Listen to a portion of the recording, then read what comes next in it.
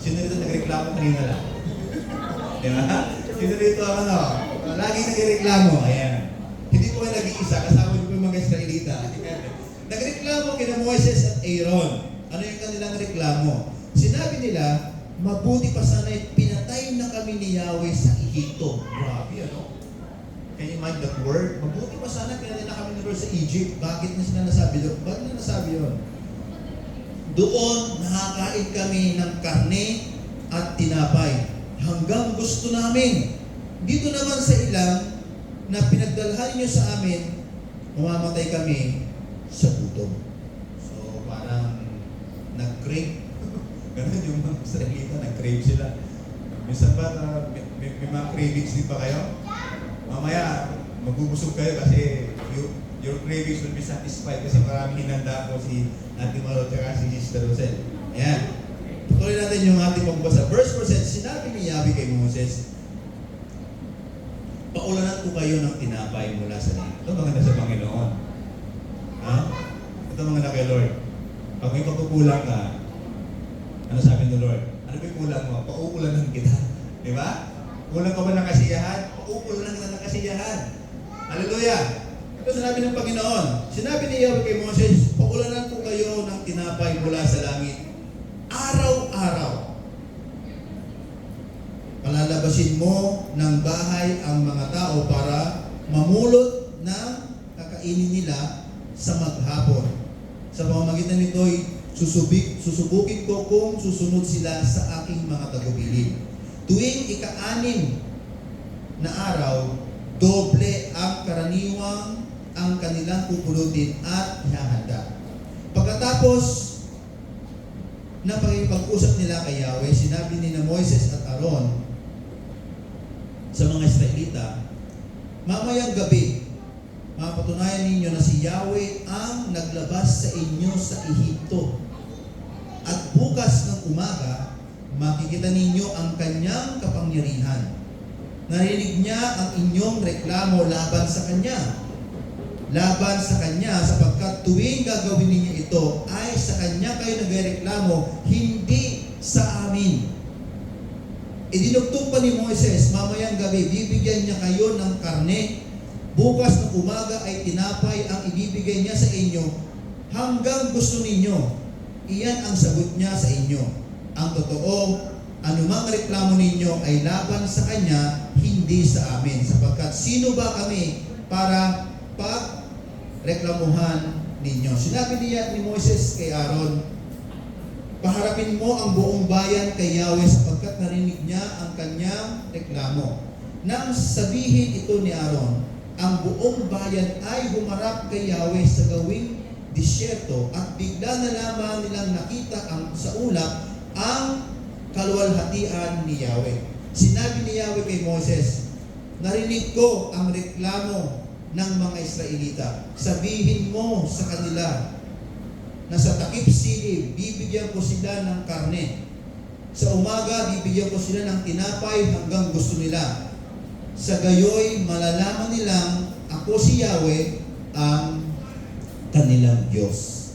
Nang magtakip silib, dumagsa sa kampo ng ang napakaraming pugo. Kinaumagahan na may makapal ang hamog sa paligid ng kampo. Nang mapawi ang hamog, nakita sila sa lupa ng maliliit at maninipis na parang bagay na parang pinipig. Hindi nila alam kung ano iyon, kaya nagtanungan sila, ano ito? Alam mo, minsan si Lord, no? Because sometimes we are too much blinded to what happened in our surroundings. Pinagpala ka na pala, hindi mo pa alam. Di ba? Blessing na pala nasa harap mo, hindi mo pa alam na blessing na pala. This is what happened to the Israelites. The blessing is already in the doorstep of their door.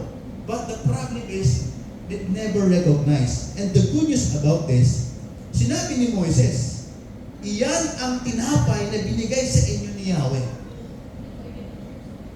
At ito ang utos niya tungkol dyan. Bawat isa ay kukuha ng kailangan niya at ang mga kasama niya sa tolda. Kalahating salok bawat isang tao. Namulot ang mga Israelita may kumuha ng marami at may kumuha ng kaunti. Ngunit, nang takalin nila ang kanilang nakuha, ang kumuha ng marami ay hindi lumabis at ang kumuha ng kaunti ay hindi naman kinulang. Sapagkat sapat lang ang sa kanila ang kanilang nakuha. Sinabi sa kanila ni Moises, huwag kayo magtitira para sa kinabukasan. Ngunit ang ilan sa kanila ay hindi nakinig kay Moses. Kinabukasan, inuod at bumahog ang itinira nila. Kaya nagalit sa kanila si Moises. Mula noong tuwing umagay, namumulot sila ng ayon sa kanilang kailangan. Okay? Mind that word, ayon sa kanilang kailangan. Pag-init ng araw, ito ay natutunaw. Nang ika-anim na araw, doble ang kanilang pinulot. Ibig sabihin, with the 6 days. So, 5 days, pupulot sila ng sapat lang. Pero sa ika-anim na araw, kung isang salop lang yung pinupulot nila, dodoblehin, sabi ni Moses. Ano yung reason? Ang kanilang pinulot. Isang salop para sa isang tao. Nagpunta kay Moses ang mga pinuno ng bayan at sinabi ang nangyari. Pinaliwanag naman ni Moses sa kanila, ito ang utos ni Yahweh. Bukas ay araw ng pamamahinga. Araw na nakatalaga kay Yahweh. Lutuin na ninyo ngayon ang gusto ninyong lutuin at ang hindi maubos ay itirin ninyo para bukas. Remember, doing that within 5 days, 1 to 5 days, ano mangyari doon sa matira? Mabubulok, di ba? Pero gawin mo yan sa 6 days, dahil utos siya ni Yahweh, hindi yan masisira. Imagine, ito pinapakita ng mga kapatid, kung paano ang Diyos mismo ang may control, even yung ating mga pagkain. Di ba? So, ituloy po natin pagbasa. Ito ang utos ni Yahweh, bukas ay araw ng pamamahinga. Sa araw ng katalaka Yahweh, lutuin na ninyo ngayon ang gusto ninyong lutuin. Ang hindi maubos ay itira ninyo para bukas. Tulad sinabi sa kanila ni Moises, nagtira sila para sa kinabukasan at ito'y hindi nasira at hindi inuod. At sinabi ni Moses, ito ang kakainin nyo ngayon. Ngayon ay araw ng pamamahinga at wala kayong makukuha niyan ngayon. Ibig sabihin, titigil din yung pagbagsak ng mana. Yun ang sabi ng Panginoon. Kasi nga, kailangan within 6 days, doble dapat yung bukod ninyo. Kasi bakit? The 7th day, araw ng pamamahinga. Ibig sabihin, walang magtatrabaho, lahat dapat ay nakafocus lang sa pagsamba kay Yahweh. 6 na araw kayo mamulot niyan, ngunit sa ikapito, sa araw ng pamamahinga ay wala kayong makukuha. Ngunit na ikapitong araw ay mayroon pa rin mga lumabas sa bukid para mamulot, ngunit wala silang nakuha. Ano yung minsan, no? Ito yung mga Israelita na sinabihan na nga walang makukuha. May mga nagpumilit pa. Para kumbaga ngayon, sometimes God is allowing us, sometimes si Lord, sinasabi ng Lord na huwag na tayong lumabas, gumawa, pero tayo mapilit. Ano nangyari? Prostration lang yung nangyayari sa buhay natin. Yung kabiguan, sakit na nangyayari sa atin. Kasi bakit? Sinabi na nga ng Panginoon, wala na kayo mapapala. Itong mga taong to, sinabihan na nga, ginawa pa rin nila yung mga bagay na pinagbawal ng Panginoon. Kaya sinabi ni Yahweh kay Moses, hanggang kailan pa kayo susuway sa aking mga utos? Ang Panginoon, no? Sa kanyang bayan, parang nagpupunti na rin. Di ba? Tuloy natin magbasa. Tandaan ninyo na akong si Yahweh ang nagtakda sa inyo ng araw pamamahinga. Kaya tuwing ika-6 na araw ay bibigyan ko kayo ng pagkain para sa 2 araw. Sa ikapitong araw ay wala nang lalabas. At mula noon, nagpapahinga na lamang sila tuwing ikapitong araw. Mana ang itinawag ng mga Israelita sa pagkain pinupulot nila. Ito ay parang buto ng kulantro, maputi at lasang galyetas na minasa sa pulot. Grabe, no? So, ibig sabihin, God is the one who baked this mana. Ang Diyos mismo ang nag-bake nito. Kaya perfect ang timpla, perfect ang lasa. Imagine that? Hindi ko maisip na dumating sa Lord na naging isang baker para sa kanyang bayan. Kasi bakit? Mahal niya ang kanyang bayan. just to provide everything for His nation. So kung ito mga kapatid, ang Diyos, mahal niya tayo. Amen?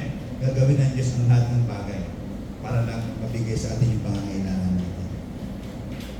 So verse 2, sinabi sa kanila ni Moses, ito ang utos ni Yahweh, kumuha kayo ng kalahating salop ng mana, tatago ninyo ito upang makita ng inyong magiging mga anak at mga apo ang pagkain ibinigay ko sa inyo nang ilabas ko sa Ehipto. Sinabi naman ni Moses kay Aaron, kumuha ka ng isang banga at lagyan mo ng kalahating salop na mana. Pagkatapos ilagay mo sa harapan ni Yahweh upang itago para sa ating magiging mga anak at mga apo. Gaya ng inutos ni Yahweh kay Moses, nilagay ni Aaron sa loob ng kaban ng tipan ang palayok na mana ang kinain ng mga Israelita sa loob ng 40 taon hanggang sa dumating sila sa Kanaan. Ang isang salop ay katumbas ng higit sa 4 na litro. Purihin ang Panginoon sa pagkabasa ng kanyang salita. Hallelujah. Grabe, no? The Bible tells us at the end of the readings, for 40 years, ang naging diet ng mga Israelita doon po sa ilang o sa wilderness, walang iba kung hindi ang mana na kung saan ang Diyos mismo ang gumawa. Ibig sabihin mga kapatid, hindi ito nakakasama. Ba? Sino rito ang gusto kumain ng lechon? Diba? Lahat gusto ng lechon, diba? Lechon baboy, lechon manok. Pero kung araw-arawin mo yan, nakakasawa rin. Pero I believe, for the past 40 years of God feeding His people in His own hands through mana, hindi nagsawa ang mga Israelita. Hindi sila nanghina, hindi sila maybe nagkasakit kasi masustansya. So mga kapatid, ano pa yung gusto kong ibahagi sa mga oras ko nito sa mahabang talata na ating binasa? I want to share to you about growing daily routine with God. So ang ating buhay mga kapatid ay hindi lang ito nasasakupan ng mga goals natin, ng ating mga trabaho, ng ating routine, di ba? Ng ating mga habits. Kung hindi, dapat ito din ay nasasaklaw na dapat lumalago rin yung ating buhay, especially yung ating pagkikipag-ugnayan sa Diyos sa araw-araw. Ito yung nais ng Panginoon na makamtan natin. Siya na rin tayo talagang boring na sa buhay. Aminin natin. Lalo yung mga matagal ng mga OFW. Di ba? Ito yung mga linyahan na rinig ko. Kung ako lang, di ba? Ay magsapat na ko sa Pilipinas. Di ba? Ayoko na magtrabaho. Di ba? Yung mga linyahan ng mga OFW yun eh. Kung meron lang kami. Kaya ganun ba, di ba? Hindi mo kami sa mga linyahan ng karamihan ng mga OFW. Kung meron lang ibang trabaho, di ba? Kung meron lang ibang mga pasukan. Kung meron lang magandang trabaho sa Pilipinas, hindi ako mag-upload. Ayan, yan yung mga linyahan ko ng mga OFW. Tama po ba? Pero whether you like it or not, di ba? Ayaw mong gumising, kailangan mong gumising, ayaw mong magtrabaho, you need to force yourself. Kasi bakit? May naghihintay siyang trabaho, may naghihintay sa iyong sadya, may naghihintay sa iyong pamilya sa Pilipinas. Di ba? Marami sa atin dito, may sakit na, pumapasok pa rin. Di ba? Minsan, inuubo na, nanghihina na, diretso pa rin sa trabaho. Kasi bakit? May naghihintay, may kailangan gawin, may kailangan sustentuhan, may kailangan kung ano-ano ba. Na para mabigyan lang ng maayos na kinabukasan. Makasweldo, makasahod, ano ba dala sa Pilipinas? Bisa makapag ang buhay din parang gano'n na lang umiikot. No. I want to give you now an awareness of our life. It's not just about our goals, makapagpipon tayo, may ihang sa hirap ng ating mga pamilya, hindi lang about sa ating trabaho, sa ating mga kundi isa sa mga nais ng Panginoon sa atin ay dapat sa araw-araw nating buhay, lalago tayo sa ating pakikipag-ugnayan sa Diyos. Amen? At ito yung goal ng Diyos sa ating buhay. Ito po ating makita mga kapatid, itong mga Israelita. Israel people wanted to have security. But God gave them a daily manna. Ano yung sabihin mga kapatid? Kung ating makikita sa ating unang pagbabasa, nagreklamo, sinabi ng Bible, ang mga Israelita ay galing sa Ehipto at sila nga naglalakbay na patungo sa Promised Land. At dumadaan sila saan? Sa disyerto. Okay, so a little bit background. Ang mga Israelita, mga slave po ito sa Ehipto. Ibig sabihin, sanay sa trabaho. Meron ba kayo nakita ng mga tao, mga Pilipino na nasa bahay na trabaho ba ng trabaho? Na hindi ko bakali, di ba? Punas dito, punas doon, walis doon, di ba? Parang kung nakita mo siya, ikaw yung mapapagod, hindi ka ba napapagod, di ba? Yung mga workaholic. Tapos yung mga workaholic na to, tapos bigla mong aalis ng trabaho. Aba, iba yung pakiramdam niya. Yung mga sanay na may merong tinatanggap, yung mga sanay na may mga niluluto, tapos biglang mawawala. Iba yung magiging pakiramdam niya. This is what happened to the Israelites. Kasi bakit? Nakikita nila, dumadaan sila sa disyerto, walang tanim, walang ilog, walang mainuman, walang ano paglutuan. So ano naisip nila? Mamamatay kami dito. We will dead. Pero bago mangyari ito mga kapatid, uumpisa natin sa chapter 12, 13, 14, 15, and 16, ipinakita ng Diyos kung gaano siya makapangyarihan sa kanilang harapan. Di ba? Ipinakita ng Panginoon. Kaya nga sila hinayaan ng Pharaoh na lumabas ng Ehipto kasi bakit? Malakas ang Diyos ng mga Israelita. At hindi na nila mga kapatid, ipinakita rin ng Diyos kung paano niya hinati ang dagat sa kanila. In their own eyes, in their own face, God showed how powerful He is to divide the Red Sea. Pag ganon, konting hakbang lang ng paghihirap, nagreklamo na sila. Minsan ba, nakaka-relate tayo ng ganon? Diba? Hindi naman talaga tayo naghihirap sa buhay. May mga tayo talaga naghihirap tayo. Pero may mga panahon talaga na binibiyatan ng Panginoon. Minsan, ba't kung gano'n, kung nasa part na lang medyo tinitrain tayo ni Lord? In character, in emotion, in mind, in everything. Ba't bigla nagreklamo? Ba't pa parang si Lord na yung biktima, di ba? Parang si Lord na may kasalanan. So mga kapatid, nasa Panginoon, lumago tayo sa ating pagkipag-unay sa Kanya in our daily basis of our life. So ang ginawa ng Panginoon, gusto ng Israel ng security, pero binigyan sila ng mana. Kasi bakit? Mas mahalaga sa Diyos yung kanilang pagtitiwala sa Kanya kaysa yung kanilang security. Kasi when we talk about security, parang karamihan tayo, di ba? Gusto natin ng security. Amen ba? Magandang ipon sa bangko, may magandang trabaho. Security yan eh. Amen po ba? Kaya paano pag nawala yan? This will trust the Lord. This will come to the Israelites. Pero, ang ituturo ng Panginoon, mas mahalaga sa Diyos. Kasi pag meron kang security, ang ibig sabihin, you have control. Tama? If you have control, parang safe ang buhay. E paano kung out of control na? Dito nga papasok yung pagtitiwala sa Panginoon. At ito yung tinuturo ng mga Israelita ng Diyos sa kanyang bayan. Na parang sabi ng Panginoon, mga anak, mas mahalaga yung tiwala nyo sa akin kasi yung security na ibibigay ko sa inyo. So, growth principles, ito yung ating pag-uusapan sa mga kasunod. Bibigyan ko po kayo tatlong paglagong prinsipyo na base sa salita ng Panginoon upang tayo ay lumago sa ating pakikipag-ugnayan sa Diyos sa araw-araw nating buhay. God wants us to grow. Because the more you grow, the more you become blessing. The more na mas marami kang nagagawa pag lumalago ka sa pananampalataya. Amen po ba? The more na mas malayo ang, kumbaga, nakukuha mong blessing sa Panginoon pag ikaw ay mas lumalago sa pananampalataya. Ngayon po sa ating binasa, tatlong prinsipyo po na aking babahagi sa mga oras na ito. Growth principle on how we grow daily in our relationship to the Lord.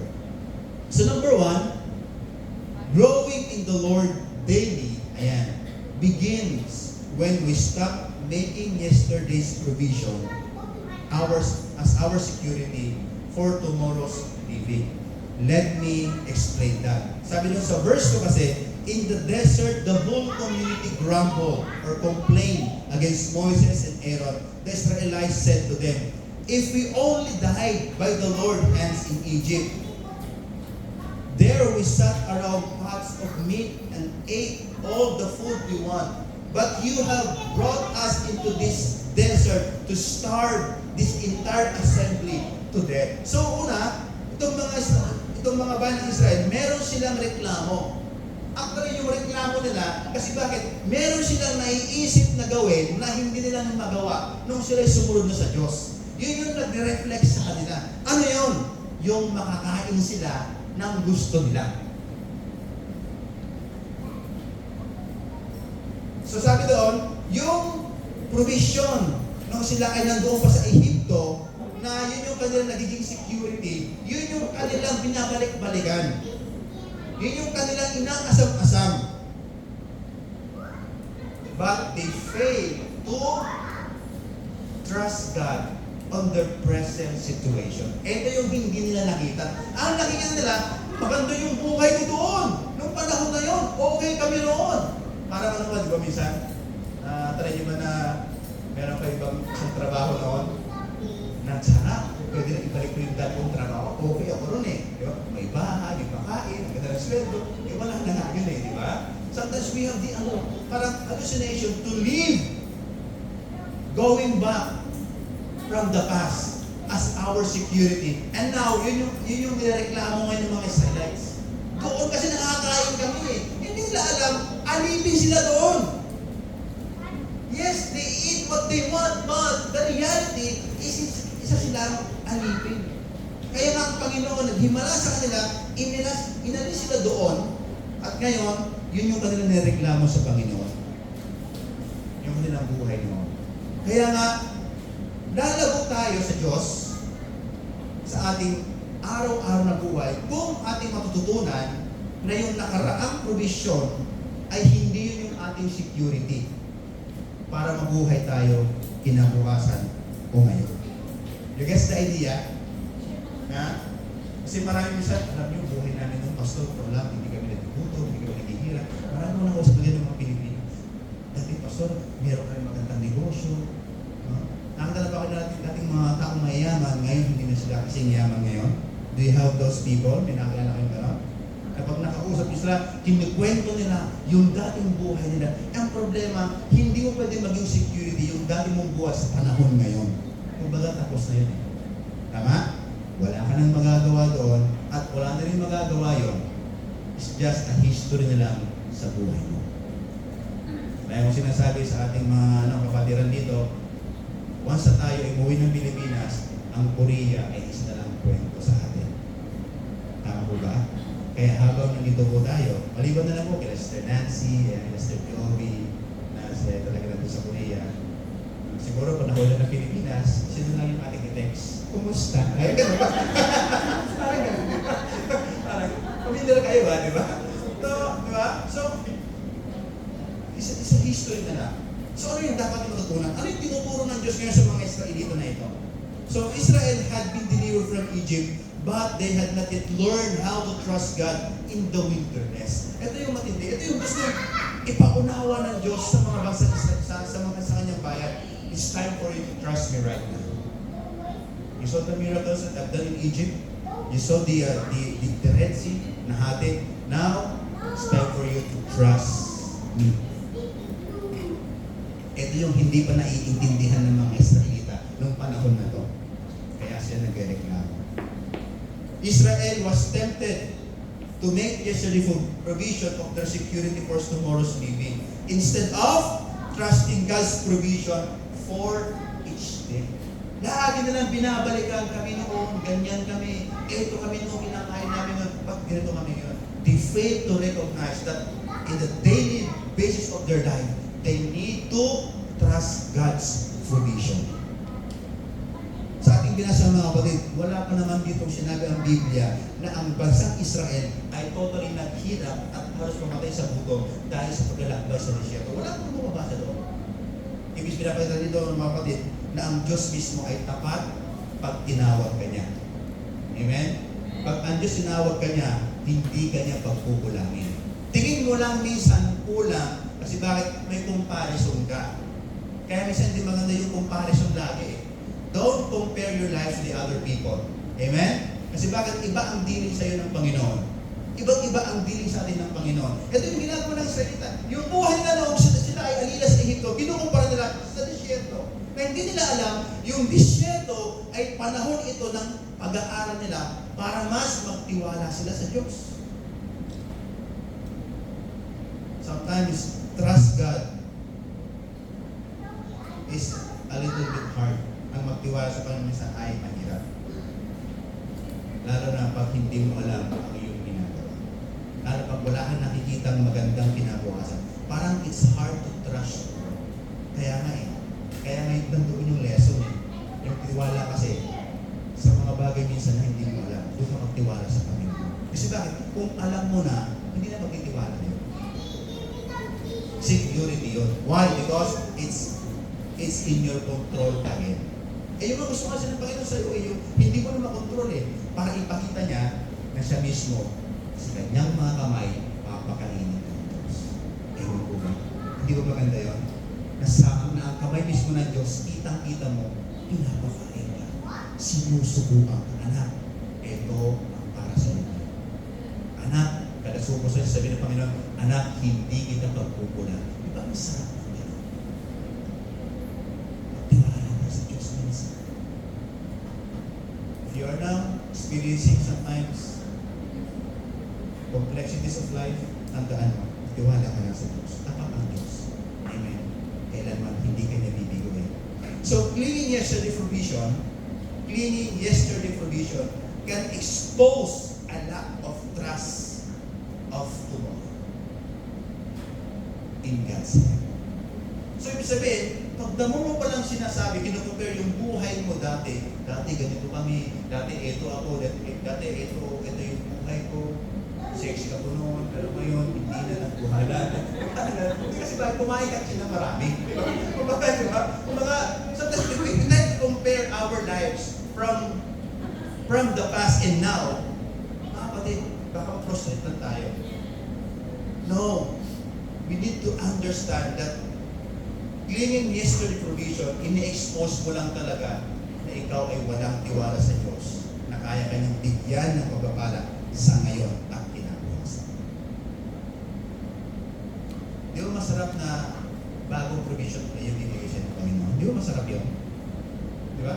Di ba mas masarap yung fresh, di ba? Fresh provision, fresh living, fresh mindset, fresh strength. Di ba mas masarap yun? Kasi yung gagawin lamang talaga yung buhay ko dapat gano'n din. No, tapos na yun Huwag mo nang balikan. Magtiwala ka sa Diyos, may bago ibigay sa iyo, provision. Amen? Kasi bakit?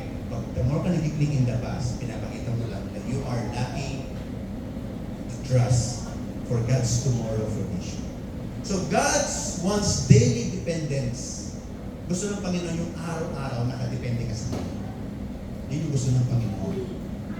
At dapat yung dependency na yan, it becomes your lifestyle. Lord, tomorrow, hindi ko alam kung gano'ng gagawin sa trabaho, sunod pa ako, but I believe in you, Lord, na kailanman sinabi ko sa salita na makitiwala sa iyo ay hindi ko kagawin. And stand it. Hold it. Pray to the Lord. Ask God leading in you. At ang Diyos mismo ay papatunay sa iyo kung gaano siya. Kaya para tayo lumago sa ating araw-araw na buhay sa Panginoon, kailangan maintindihan natin, stop making yesterday's provision as our security for tomorrow's living. Kailangan lagi kang excited. Lord, totoo lang, nag-i-struggle ako ngayon sa buhay ko, but I'm excited kung ano yung pwede mong ibigay sa akin. Amen ba? Diba? Mas maganda yun, medyo adventure yung ating buhay. Hindi siya parang stereotype na dire-diretso. Maganda minsan yung buhay, medyo lubak Tama? Diba kung kailangan mo sa ospital, paano malaman yung tao pabuhay ka? Yung tumutunog. Ha? Diba? Paano pag dumiretso? Diba? Wala na. Diba? Kaya minsan, ganito yung buhay natin. May ups and down. Ano kailangan ko lang? Trust the Lord. Part yan ng buhay. Pag ikaw nag-i-struggle ngayon, ibig sabihin, buhay ka. Diba? You are part of life. Pero pag wala ka na, gusto mo diretso lang, wala na. Tapos na ang buhay mo. Kaya kung tayo man sanay sa baba, trust the Lord. Kung nasa taas ka, trust in the Lord pa rin. Ibig sabihin, it become your daily habit to trust the Lord. Amen? Kasi gusto ng Panginoon na tayo ay laging nakadepende sa Kanya. So para lumago tayo sa ating araw-araw na pagkipag-unan sa Panginoon, stop making yesterday's provision as our security for tomorrow's living. Pangalawa, growing in God daily happens when we obey God's instruction one day at a time. Okay? Sabihin ko one day at a time. Isang araw, isang pagsunod. Ito yung gusto kong maklaro ngayon sa akin. Kasi minsan bilang isang Kristiyano, para bang bunsod na bunsod tayo sa mga kautusan ng Panginoon. Na para bang lahat ba ng sinasabi ng Biblia, kailangan sundin. Hindi, sabi ng Panginoon, no. In order for you to grow in your relationship with the Lord, learn to obey God's instruction one day at a time. Kagaya ngayon, isang araw natin ngayon, di ba? This is our present. Huwag mo nang isipin yung bukas ng pasunod mo. Ngayon muna. Puri ng Panginoon, lahat po tayo ay nakasunod sa kanyang panuntunan, sumamba sa kanya. You are here right now. Kaya, congratulate your neighbor. Congratulations. Congratulations. Nakasunod ka sa Panginoon. Di ba? Yan ang gusto ng Panginoon. One day at a time, obedience. Isang araw, isang pagsunod. Hindi mo kailangan isang linggo, Lord. Paano yung after 5 years, nasaan na? Huwag mo nang problemahin niya. Wala ka pa doon. Kung ano yung present mo ngayon, what is your present situation, obey. Pray. Worship the Lord. And know the Lord. Obey. One day at a time. Kasi bakit? In verse 4 said, the Lord said to Moises, sabi niya ganyan, I will rain down bread from heaven for you. The people are go out each day, gather enough for the day. In this way, I will test them and see whether they will follow my instruction. Remember, di ba ang Bible, napaka-specific niya? Magpapaulan ako ng mana, ng bigas, o ano man yun, di ba? Mana. Pero sabihin mo sa mga tao, lalabas sila bawat araw. Okay? Bawat araw, at sila ay magtitipon para sa isang araw. Di ba ang liwanag? Bakit per day? Ang inasapan ng parang arawan to, di ba? Parang Lord, arawan na. Bakit per day? Ang utos ng Panginoon sa mga Israelita na provision lang. Just live one day at a time. Para ito yung inuutos. Bakit? Mga kapatid, remember, ang mga Israelita, sila po ay naglalakbay. Kung ang Diyos magbibigay sa kanila agad ng for 40 years provision, papaano nila yan bubuhatin? It become a burden for them. Can you imagine? Sako-sakong bigas binubuhat po araw-araw. Kasi bakit? Ito ang provision ni Lord for 40 years. Baka di mo abutin yung 40 years, mga kapatid. Kinabukasan patay ka na.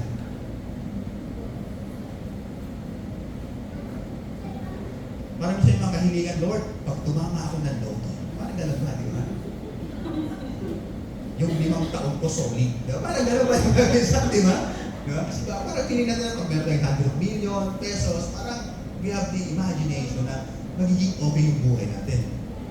Diba? Parang nakasigurado. Eh, paano kung tumama ka kayo, kinabukasan pa kayo ka na? Who knows tomorrow's life? Parang naman nakakaalam eh. Sino ang kilala nyo na nakachat nyo lang, nakausap nyo lang, tapos maya-maya nag-post, condolence po kay sister, kay uncle. Ha? Nakatext ko ba yan?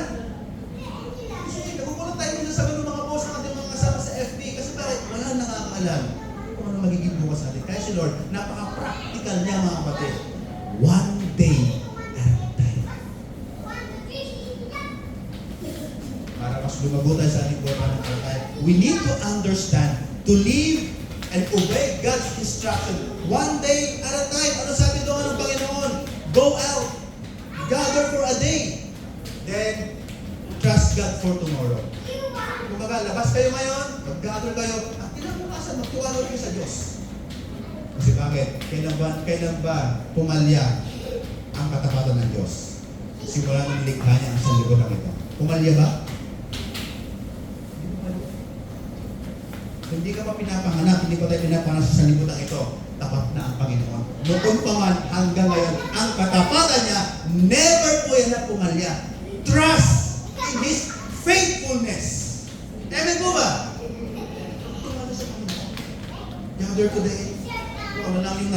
araw na to, tiwala ko yung bukas, Lord, I know there's a better tomorrow for me because you are my God.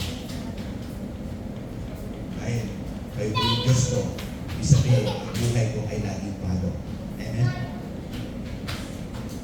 So bakit? Ayaw ng Diyos ang second hand sa kanyang mga anak. Gusto niya laging palo. Kaya nga sabi nga, wala raw good day and bad day. Okay, Lord, always good and great day. Naka-Lord tayo eh. Kaya kung may bad day ka ngayon, nasaan ka? Baka wala ka kay Lord. Because there is no bad things in God. Amen? Walang kahirapan ng Panginoon. Walang komosyon ang Panginoon because God is the God of order. So God teaching Israelites to stop living beyond to what they can control and start living to what God is commanded for them. Yung tinuturo ng Panginoon sa kanila. Huwag muna kayo mabuhay yung out of your control. Alam po yung ibig sabihin ng warrior? Ano pa kayo barang ng anxiety and warrior? Anxiety, people who are living from past failure, yung pagkakamali, hindi magandang naranasan, kaya siya ng anxiety ngayon. O kasi nakita siya ng mga similar na situation, nag-feedback yung nakaraan niya, ito na naman, nakita ko naman si ganito. So yun. Kaya siya kakaroon ng anxiety at hanggang sa mali sa depression, hanggang sa ano mangyari sa kanya. Yung worry naman, thinking in the future. Ano mangyayari sa Pilipinas? Yung mga maleta, pinuha ng pera, parang gano'n, di ba? Ano mangyayari sa kinabukasan ng anak ko? Kahabol sa Pilipinas, ang taas ng baha. Wala ka nag-worry agad tayo. Kaya gusto, ano na kaya ang Pilipinas? Kapatid, that's beyond your control. What happened to you in the past is now out of your control. Tama po ba? What will happen to you in tomorrow is beyond also to what you can control. Tama? Kasi bakit? Wala ka pa naman doon eh. Kaya hindi mo kontrolado yun. Noong nakaraan mo, tapos na yun. Hindi mo na pwedeng balikan. Ano ang kontrolado mo? Ngayon. Tama? Ngayon. Kontrolado mo, pagpuri sa Panginoon. Pananampalataya sa Kanya. Isik mo ang Kanyang guidance. Palaguin mo ang iyong buhay pananampalataya. Yan ang mga bagay na kontrolado mo ngayon. Pero yung bukas, wala pa. Kasi bakit mangyayari pa lang yun? It's up to the Lord kung paaabutin niya tayo bukas. Amen? Di ba? It's up to the Lord.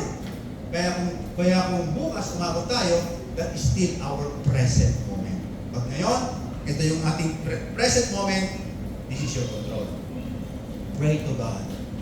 Come in His presence. Stop living beyond to what we cannot control. Trust the Lord. So bakit mahalaga mga kapatid na tayo ay sumunod sa Diyos sa Kanyang mga instruction one day at a time? Ano yung reason? Bakit mahalaga ito? Because obedience is where trust become visible. Ibig sabihin, pag tayo sumusunod sa Panginoon, nagiging visible yung ating pagtitiwala sa Diyos. May mga tao ba kayong nakasalamuhan na, yes, titiwala ko sa Panginoon, pero the way na sumunod siya, hindi naman. Opposite yung kanyang buhay. Hindi pagtitiwala yun. Kasi bakit? Ang pagsunod mo sa Diyos ay pagpapakita mo ng tiwala mo sa Kanya. Amen? The visible trust that you can show to the other people is your obedience to the Lord. Ba't ka sumusunod sa Diyos? Di bakit? Nagtitiwala ka sa Diyos. Simple. Kaya mahalaga yung daily obedience sa Panginoon. One day at a time. Isang araw lang muna. Isang araw, isang pagsunod. Bakit mahalaga mga kapatid na tayo ay dapat sumunod sa Panginoon one day at a time? It's a reminder of God for us that He doesn't ask us to obey everything in once. Pinapaalam ng Panginoon ito na hindi naman niya pinapasunod lahat tayo sa isang sunuran lang yung kalooban niya. One day lang din at a time. Small obedience, but is consistent. It become now fortress you in the long term. Can you imagine, araw-araw toto ka manalangin at marami ka nang pinag-pray. Aba, later on, aanin na mga prayer answered. Amen ba? Diba, yung mga pinag-pray mo, hindi mo alam, sinasagot ka ng Panginoon. Kasi bakit? Small obedience. now, and later on, become now your advantage. So maraming mga Christian minsan, na-overwhelm sila sa kanilang buhay. Kasi bakit? Isip nila ng isip kung paano sila makasurvive 5 years from now. Paano si ganito? Paano yung anak ko? Paano yung partikula? Paano yung ibon ko? Ang daming iniisip, wala pa naman sila doon. Mga kapatid, I want to remind you, one day at a time. Say mo siya katabi, one day at a time. Huwag tayo masyadong no? Huwag tayo masyadong sabihin, no? Pag-isip. Isang araw, isang person. One day at a time. Amen ba? Yan ang magandang bagay para sa atin. Bakit mahalaga na tayo ay sumunod sa Panginoon? One day at a time. Why? Because your obedience today prepare us our responsibility for tomorrow. Alam niyo ba, base po sa mga eksperto, na kung ikaw ay sumusunod ng maayos ngayon, lumalago ka ngayon, ginagawa mo maging maayos ang buhay mo ngayon, sabi nila, 80% of your problem, 5 years problem will be solved. Kaya ngayon, isipin ninyo, ba't may problema ngayon? Baka bumayan 3 years or 5 years ago. Yan yung problema mo na yan. Kasi bakit? Masyado siya advancing, di ba? Live one day at a time. Kung ano binabagawa ng Panginoon ngayon, sulit lang natin tapos. Gano'n ba kahaba ang 24 oras? Eh hindi ka naman gising ng 24 oras. Ay tulog ng 24 oras, di ba? Matutulog ka lang 8 hours, 6 hours. The rest sa trabaho. Kung makikita mo yung buhay mo, pwede mong aralin paano ka mas talaga makasunod sa Panginoon You can study yourself daily in order for you to live in according to God one day at a time. O kung mo lang isipin yung Sunday, yung Christmas, Christmas na naman, di ba? Ano kaya yung mga handa? Malayo pa yun! Ay, mga Pilipino minsan, masyado tayo, nag-i-illusion sa mga ganyan, di ba? Ngayon muna. Kasi bakit? Hayaan mo ang Panginoon ang magbigay siya ng bonus sa Christmas. Amen? Kaya mahalaga mga kapatid. Na tayo nakakasunod one day at a time. Remember mga kapatid, we don't grow spiritually by obeying God occasionally or in one event. Hindi po lumalago. Hindi po tayo lumalago sa ganon. Lumalago tayo, we grow by obeying Him in a small but consistent moment. Maliliit lang na sitwasyon, pero nagiging tapat ka sa Panginoon, doon tayo mas lumalago sa ating buhay pananampalataya. Hindi yung umating ka ng church, grabe, talagang nag-grow na ako spiritually, hindi yun. Hindi big event ang nagpapalago sa isang Kristyano. Hindi rin yung one time na pagsunod. No. Small event of your life, small moment, but consistent. Yan ang napagbibigay sa atin ng paglago sa Panginoon. Maraming nasasabi, yes, I trust God, but no sign of obedience. That person is not really trusting the Lord. Question is, what now area in your life it's hard for you to trust the Lord? Anong area ng buhay mo na parang kailangan ba magtiwala sa Panginoon? In your finances, in your relationship, in your family, name it, mga kapatid. Pag dumating ka ulit sa ganyang bagay, remember the Lord. Trust God. Live one day. Amen? Sapat ang provision ng Panginoon. Sapat ng Panginoon. Kailangan natin pagugulaan ng Diyos. Remember, God wants us to obey one day at a time. The last principle of growth, in order for us to grow daily in our relationship with the Lord. Number 3 is growing in God daily when we learn to establish a godly rhythm of work and rest in His provision. Ano ibig sabihin ito mga kapatid? Lumalago raw tayo pag ating natutunan na ma-establish ang mga godly rhythm of work. Ibig sabihin, dapat within the whole day, nagagawa ko dapat na ma-establish ang mga gawa ko na kung saan nalulugod ang Panginoon. Amen? At magtiwala ka sa kanyang provision. Tomorrow, yung isipin, today's provision, I will embrace God's provision ngayon. Masaya ako kung ano ngayon meron. Amen? Dapat ganun tayo, di ba? Lord, Sunday ngayon, this is my present moment of you. Masaya ako kung ano yung provide niyo po sa akin. And I will rest in your provision. Kaya mo yun. Pagin kayo ng simbahan. Pagin po kayo dito. Ito naman sa inyo, pwede mo kayo magkalba. Lalo kayo, makita yung gawa. Di ba? Pero why you are here? Why? In a practical moment, parang hindi naman practical po. But you know what? This is you are now establishing a gathering of works sa buhay natin.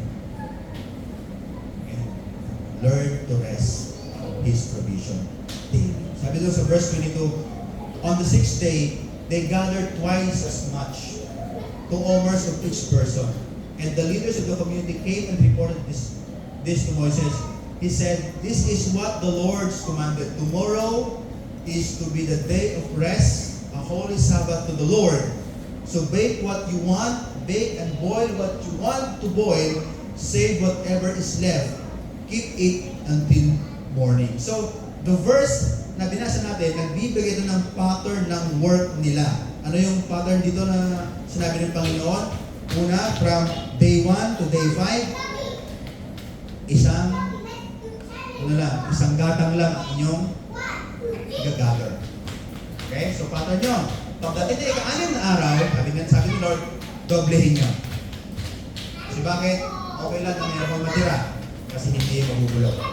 Para may kainin kayo ng ikapitong araw. Kasi bakit? Sa ikapitong araw, walang magtrabaho. Dapat nakatutok lang sa akin. So sabi ng Panginoon So ibig sabihin, what provision they have on the 6 days, on the 7th day, they will just rest. Lord, thank you for the provision. Kahit ito ay iniinit lang. Sino ito nagkukulang ng mga pangatlong araw lang iniinit. Marami kami yan, di ba? Pangatlong araw lang iniinit. That's God's provision, amen? At least may iniinit, di ba? Praise the Lord, hallelujah. So ito yung instruction ng Panginoon. First day to 5 days, isang gatang lang. Kasi bakit? Pag sumobra kayo at pinatira, mabubulok yan. Sisiraan kayo. Ito yung instruction ng Panginoon sa kanila. So Israelites tried to keep manna beyond God's instruction because they wanted security outside of God's provision. Ano yung ginawa pa rin ng mga ibang mga Israelita? Meron pa rin nag-gather. No, may nagtira pa rin kasi nabi na nga isang araw, within 1 to 5 days, isa lang dapat yung kukunin. Mayroon pa rin kumuha ng marami, may nagtira pa rin. Sinabi na nga ng Panginoon, in the 7th day, walang mana, may mga lumabas pa rin. Imagine that? Kaya nangyayari sa mga Israelites. Kasi bakit? Pagpapalita na, they want to control.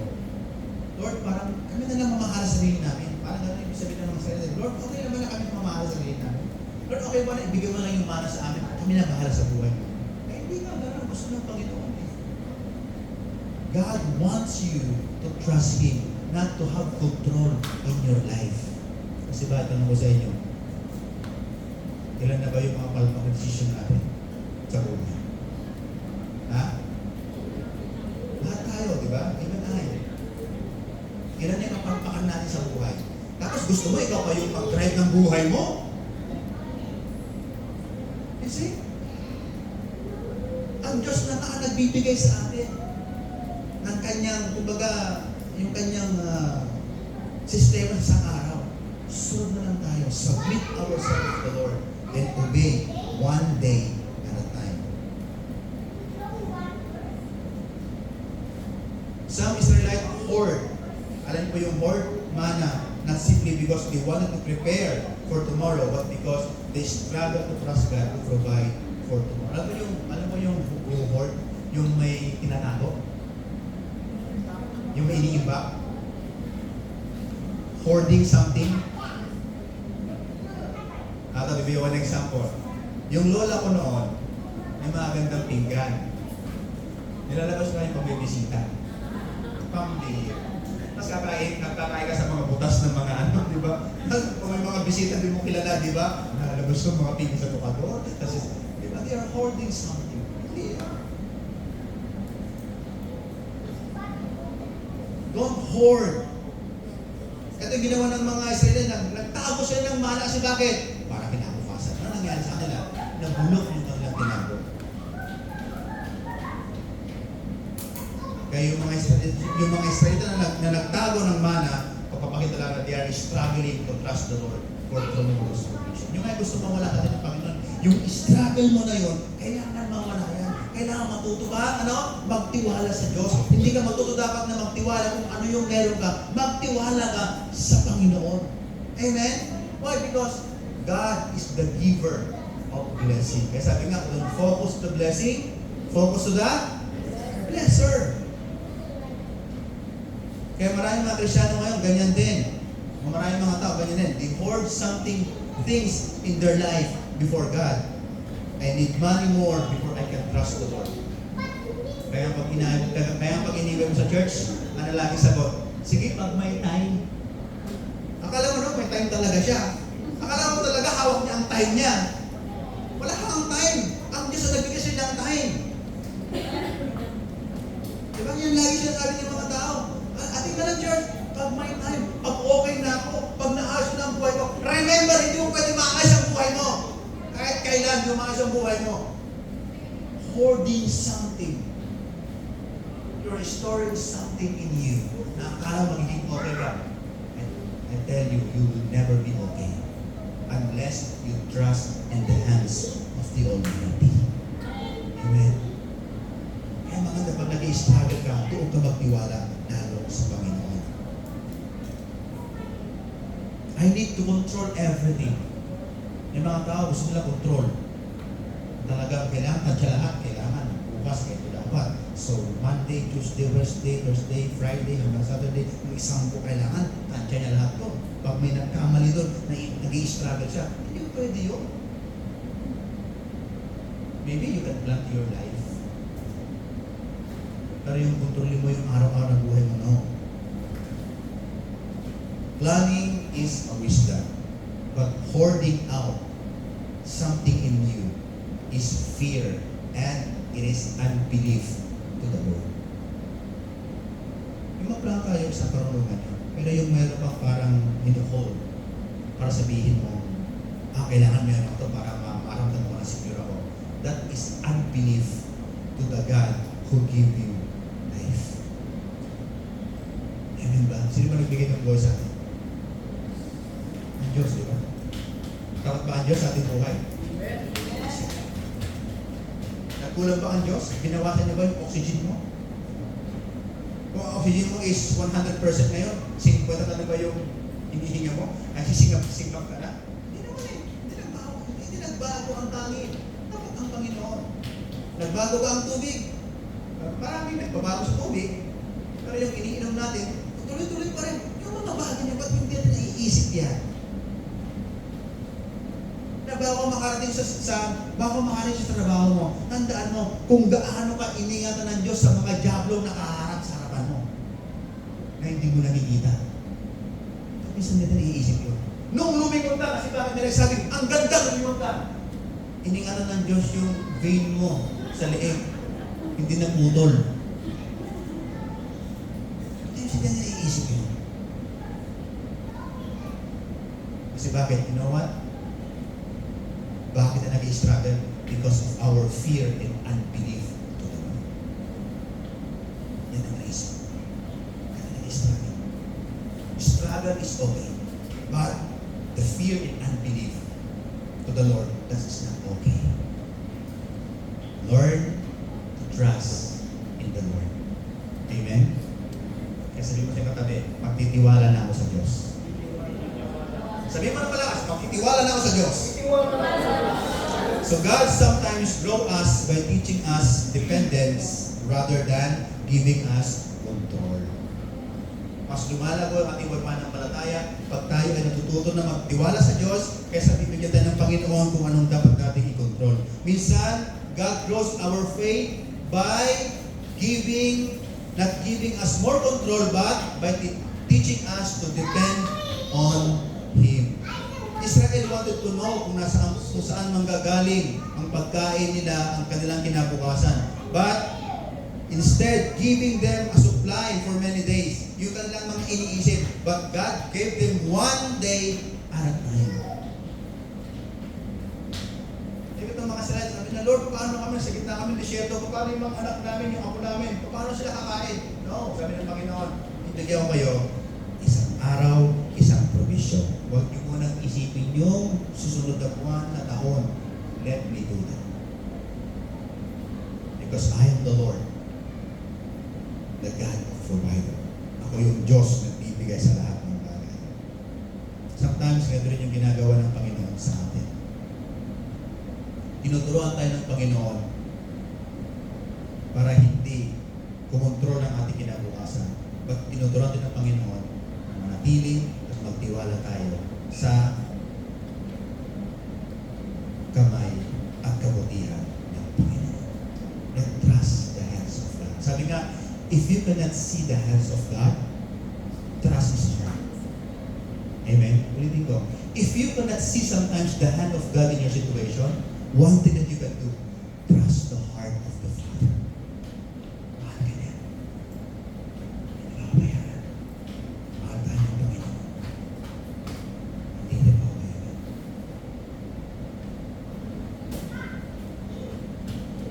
Kaya mga kapatid,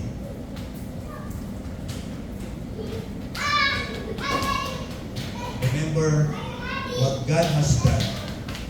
Trust Him for today.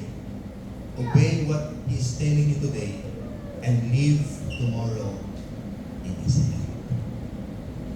Matuto tayo magtiwala sa kamay ng Panginoon. Mahal tayo ng Diyos. Amen? Yan ang isang katotohanan sa salita niya. Mahal niya ang kanyang sangalita. At kailanman, hindi niya papabayaan ang kanyang sangalita. Ang sabi ng Bible, ang kanyang kawalos. At yan ay patutunayan ng Panginoon. Maybe kung ikaw ay dumadanas kayo ng mga iba't ibang pagsubok, because God wants to trust more Him. Bigla ko gusto ng Panginoon, magtiwala ka pa ng higit kaysa kahapon. Na dapat yung tiwala mo sa Panginoon, araw-araw dapat palalim yan ng palalim. Amen? Kasi bakit? Gusto pa ng Panginoon, dapat sa bawat hinihingi natin, tayo ay nakadepende na sa Diyos. Sa kamay ng Panginoon. Tayo ba tumayo ngayon? Sa mga lahat mo na gusto magtiwala sa Panginoon, sa Panginoon, awitin po natin yung last song kanina, yung sadyang kay buti na ating Panginoon. Kasi dapat ito yung ating gawin at sundin sa mga kato. Kaya sa mga titiwala sa Panginoon ngayon, maybe you are struggling right now.